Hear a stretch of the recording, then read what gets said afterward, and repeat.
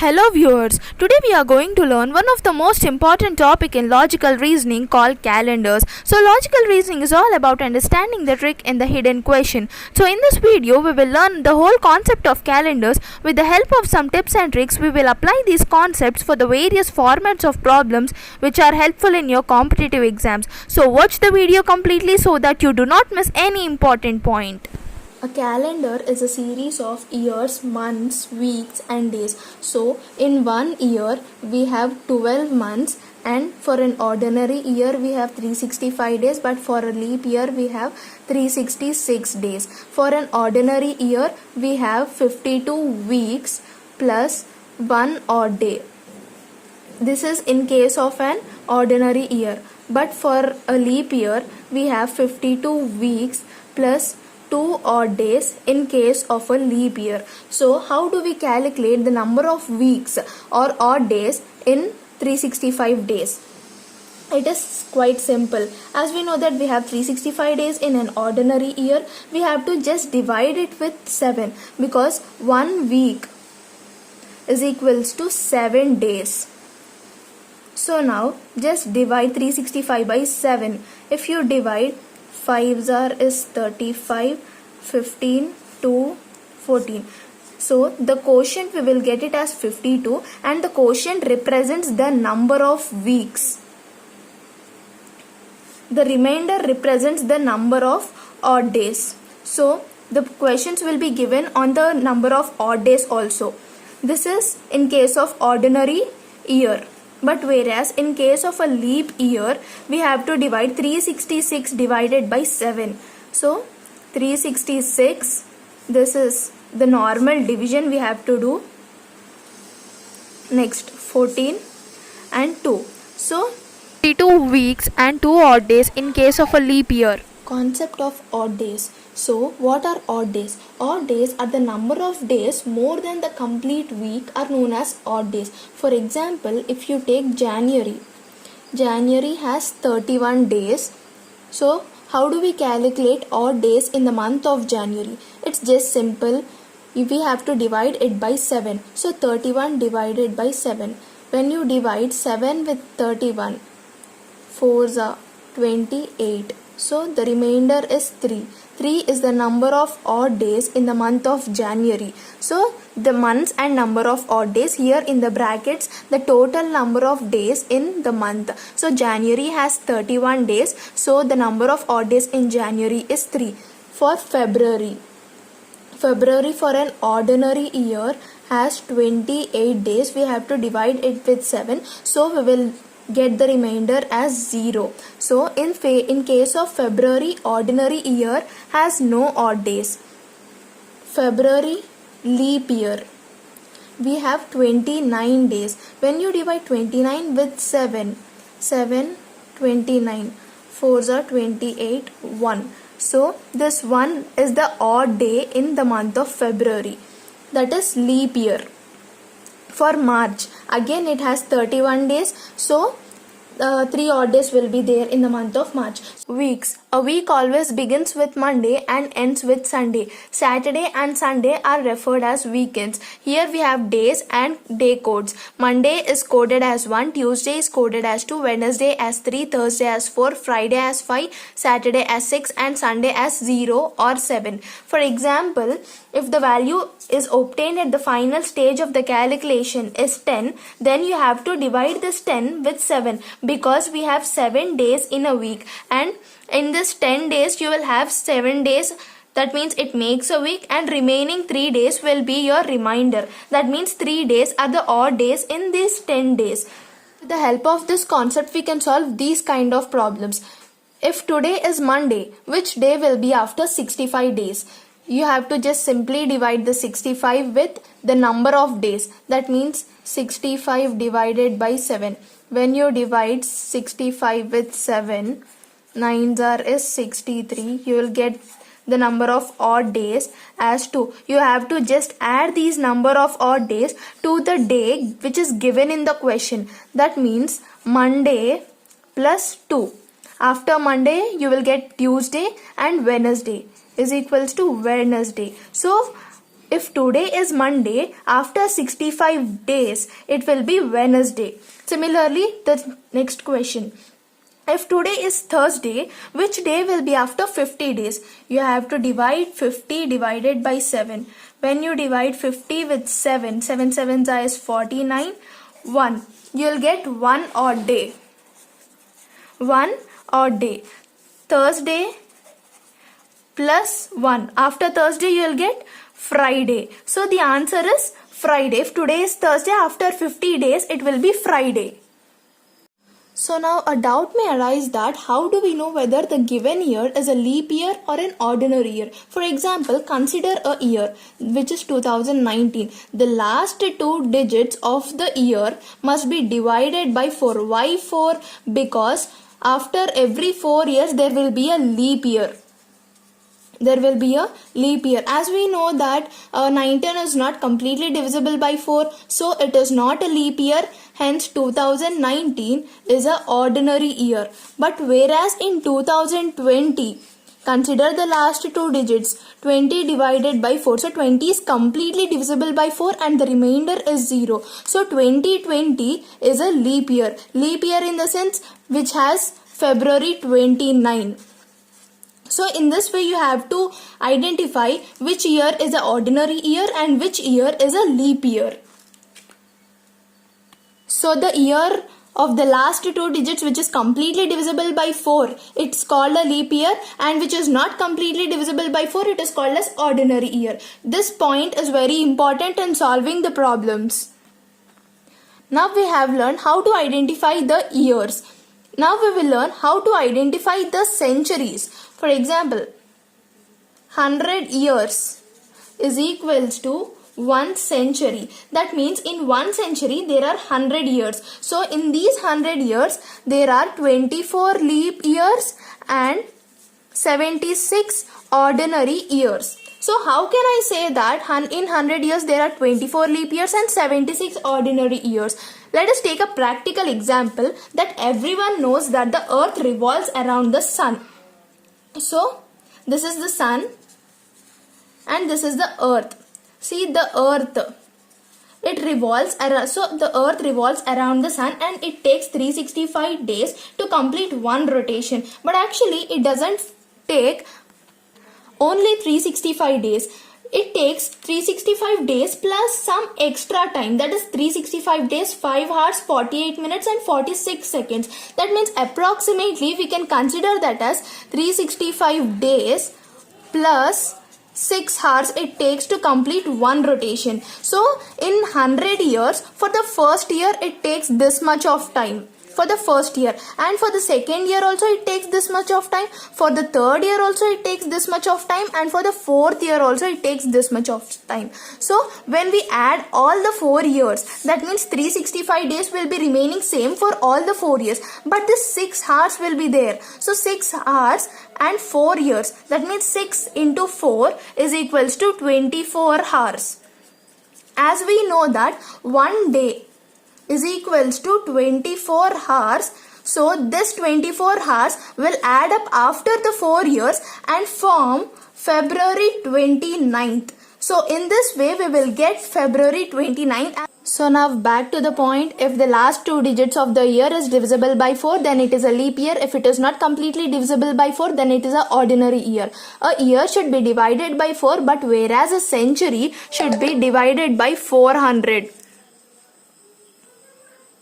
But 100th century is not divisible by 400. It is not possible to divisible by 400. But if we consider 100 years divided by 4, then we will get the quotient as 25. Since 100th century is not a leap century, so 100th year is not a leap year. So in 100 years, the last leap year would be 96. If you divide 96 divided by 4, 4 divided by 96, 2s are 8, 16, 4s are 16. 0. So it is 96 is completely divisible by 4 and we got the remainder as 0. So this 24 we have to consider as 24 leap years. That means in 100 years we have 24 leap years. We have to exclude 100 years from this because 100th century is not a leap century. So 100th year is also not a leap year. So 24 leap years plus 76 ordinary years. So 100 minus 24 is equals to 76. So that is the reason why we got 76 ordinary years. So in this way we got 100 years is equals to 24 leap years plus 76 ordinary years.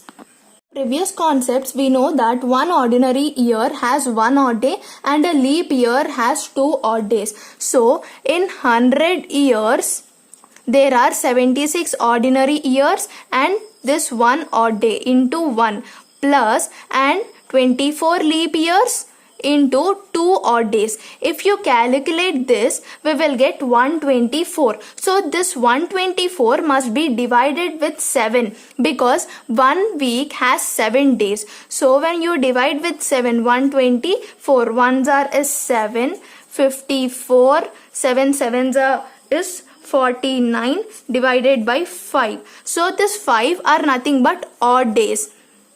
That means in 100 years we have 5 odd days.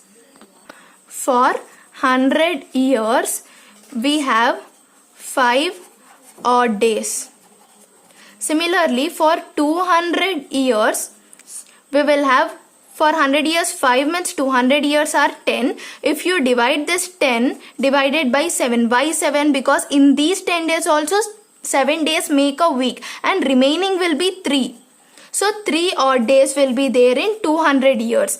Next for 300 years we will have 15 odd days. In 15 odd days, 7 plus 7, we have 2 weeks in this 15 odd days. If you divide 15 divided by 7, you will have 2 weeks and 1 will be the remainder. So 1 odd day you will have in 300 years. For 100 years, we can write it as 5 into 1. 1 because of 100 years is equals to 1 century. So that is why we are writing 1. For 200 years, 5 into 2. For 300 years, 5 into 3. And for 400 years, we can write it as 5 into 4. So plus 1. We have learned how to calculate the number of odd days in case of an ordinary year and a leap year. Since 400 is a leap year, the number of odd days in February of a leap year is 1. So that is the reason why we are taking 1 here. So 21 divided by 7. When you divide 21 with 7, we will get the remainder as 0. So in 400 years, we will have 0 odd days. We have 0 odd days for 400 years. Then we will have 0 odd days for 800, 1200, 1600, 2000, 2400 and so on. So in these years, we will have 0 odd days because all these are the leap years. So just now we have done the concept of odd days. That means 100 years have 5 odd days, 200 has 3 odd days, 300 has 1 odd day and 400 years have 0 odd days. So here comes the concept of weeks, as we have coded Monday as 1, Tuesday as 2 and so on. So 5 odd days. 5 indicates Friday. So that is the reason why we have wrote it as Friday. And 3 indicates Wednesday. So that is the reason why we have wrote it as Wednesday. Similarly for 1 odd day which is Monday and 0 odd days which is Sunday. So this cycle repeats for all the years. And let us write the days which are left out. So the days which are left out apart from these are Tuesday, Thursday and Saturday. These are the days left out. So the last days of a century cannot be a Tuesday, a Thursday and a Saturday. So based on this also a question will come in your competitive exams. So that is the last day of the week cannot be a Monday, Tuesday, Wednesday and Friday. So by this we can say that the last day of the week cannot be a Tuesday. From the options, Monday is there, Wednesday is there and Friday is there from these. So only Tuesday is not there. So Tuesday is the correct option you have to choose. So here comes the last concept in calendars. We have to remember month codes and year codes. The month codes are for January, February, March 033, and for April, May, June it is 614, July, August, September is 625, October, November and December is 035. So you can remember like this: 033 for first 3 months, 035 for last 3 months. In between 614 and 625, here one increment, here also one increment. So now year codes: 1600 to 1699 it is coded as 6, 1700 to 1799 it is 4, 1800 to 1899 it is 2, 1900 to 1999 it is 0, and 2000 to 2099 it is 6. So we have to remember this month codes and year codes in order to solve various formats of problems. So here is one of the format of a problem in which they'll give you the date and you have to find the day of the week. So here are the 6 steps to follow. If you follow these steps, you can find out the day of the week very easily. First step is you have to write the date. Just go through what is given in the question, that's all. So 16th date, just write 16th here. And then month code. So March, what is the month code for March? March is represented as 3. Write down 3. Next, century code. What is the century? Here 1680. The year is 1680. So 1680 lies between 1600 and 1699. So the code is 6 for this. 6. And then last 2 digits of the year. So 1680. The last 2 digits of the year is nothing but 80. So write down 80 as it is. 80. And then divide it by 4. When you divide 80 divided by 4, then you will get the quotient as 20. Write down 20. So when you add everything, you will get 125, and then you have to divide 125 divided by 7. So 125 divided by 7, 7, 125. 1s are is 7, 55, 7 7s are is 49. So the remainder is 6. 6 represents from here. 6 is nothing but Saturday. So this is Saturday. 16th March 1680 is represented as Saturday. So this is the answer. So in this way you have to find out the day of the week. So this is the next problem. So first of all you have to follow what is given in the question, that means 16. First you have to follow these 6 steps. 16, we have to write it as it is. Month code July. For July the month code is 6. Write down 6 here. So century code 1776. So 1776 lies between 1700 and 1799. So the code for this is 4. Write down 4 here. Now last 2 digits of the year. 76 is the last 2 digits of the year. Write down 76. Next, divide it with 4. So 76 divided by 4. When you divide 76 with 4, 1s are is 4. 36, 9s are is 36. Again 0. So here you have to take the quotient, which is 19. Next, divide the total. We have to add 16 plus 6 plus 4 plus 76 plus 19 is equals to 121. So 121, you have to divide this 121 with 7. So when you divide 121 with 7, 1s are is 7, 51, 7 7s are is 49, which is 2 here. 2 indicates Tuesday from the day codes. So this is Tuesday. So 16th July 1776 is Tuesday. Now 29th February 2020. So you have to follow the same 6 steps. Date is 29th February. February month code is 3. Next, century code. 2020 is a leap year and it lies between 2000 and 2099. So the year code is 6 for this. This is 6, and the last 2 digits of the year is 20. Next, divide it with 4. So when you divide 20 by 4, then you will get the quotient as 5. So when you add up all these, you will get 63. So when you divide 63 by 7, 63. 7 nines is 63. So the remainder is 0. So 0 indicates from the day codes, that is Sunday. So this is Sunday. But now, since 29 February 2020 is a leap year, you have to just subtract -1 from this Sunday. That means Sunday -1. So before Sunday, what it will come? Saturday. So 29 February 2020 is a Saturday. So this we have to do only when it is a leap year. That too only for January and February you have to do -1. For all the other months in the same year, for example, if you take 29th March 2020, you have to follow the same steps as in case of this, but only when it is February or January you have to do -1. So here is an important note: for leap year, -1 is done only when you have January or February. So try this trick, it's very interesting. We are doing -1 here. I'll let you know at the end of this video. So try this trick with your date of birth and let me know in the comment section. This is another type of format of problem. So on what dates of March 2005 did Friday fall? So here they did not give you any dates. You have to find out the dates here. So they are asking you in the question that on what dates of March 2005 Friday fall. So now let us consider 1st March 2005. Why 1st March 2005? Because the month starts at the 1st itself.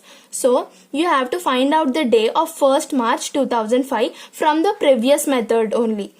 So 1st plus March, month code is nothing but 3, and 2000 century, the code is 6 here. So next 5, and when you divide 5 divided by 4, the quotient will be 1. So when you divide, the total will be 16 divided by 7. So when you divide 16 with 7, 2s is 14. So the remainder is 2. 2 indicates Tuesday. So now 1st March 2005 is a Tuesday.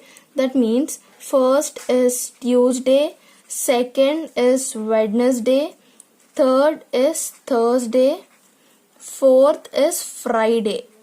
So they are asking you March 2005 did Friday fall. So on what dates did March 2005 did Friday fall? They are asking you about Friday. So you got 4th as Friday. So as we know that a day repeats after every 7 days. So that means 4 plus 7 is equals to 11. So again 11 plus 7 is equals to 18. Again 18 plus 7 is equals to 25. And we also know that we have 4 weeks in a month. That means each day repeats 4 times mandatorily in a month. Hence Friday lies on 4th, 11th, 18th and 25th of March 2005. So in this way you have to find the dates. This is 2005 March. These all are the Fridays in March 2005. Have to take the correct option from here. So the correct option 4, 11, 18, 25. 4, 11, 18, 25. So C is the correct answer from here. Let us solve another question. So on what dates of April 2001 did Wednesday fall? So you have to do this in a similar way. So consider 1st April 2001. So 1st April 2001, they are asking about Wednesdays here. So first find the day of the week for this. So 1st plus the code for April is 6 here, plus 2000 code is 6. 6 plus 0, 1, 4 cannot be divisible by 1. So here it is 0. So when you divide, it is 14. So when you divide 14 divided by 7, you'll know that you'll get the remainder as 0. So 0 represents Sunday from the day codes. 0 represents Sunday. That means 1st April 2001 is a Sunday. So when 1st is Sunday, then 2nd will be Monday. 3rd is Tuesday. 4th is Wednesday.